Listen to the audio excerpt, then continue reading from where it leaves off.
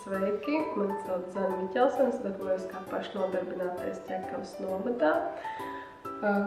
Gadu vairāk atpakaļ piedalījos līderu projektā, uzrakstīju šo projektu, lai Ķekavas novadā, precīzāk Daugmalē, bērniem piedāvāt iespēju ikdienā nodarboties ar robotikas programmēšanu, ar dažādu veidu robotu apbūvi, kā programmēt, ko darīt, iegādātas ierīces, 3 dažādi roboti un planšetdatori, lai varētu nodrošināt pulciņa darbību.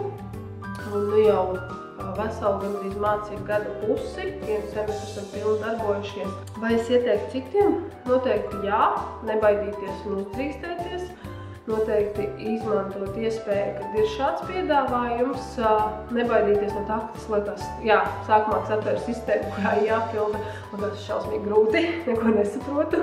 Bet tad, kad sāk darīt un domāt, ja ir šī ideja, par kuru degt, par kuru gribās īstenot, tad saprot arī, kas ir jādara.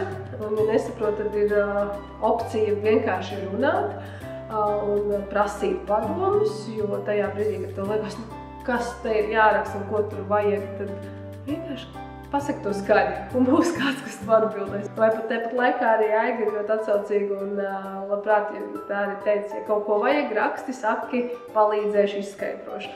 Ja man būtu jāraksta vēlreiz, noteikti darītu. Noteikti zinu, ko varbūt gribētu savādāk, jeb kā izmantot šo iespēju savādāk. Man vienkārši vecāku uzrunāja, prasīja, mēs gribam pulciņu. Bet man nebija iespēja, jo nebija šīs tehnikas. Tad projekts bija tas, kas man palīdzēja ar šī tehnikas iegādi uzlabot iespēju vietējiem bērniem apgūt, es teikšu, vairāk programmēšanas daļu nekā robotiku, jo īstenībā tas, ko viņi visu laiku dara, ir programmē tikai caur robotikas metodi.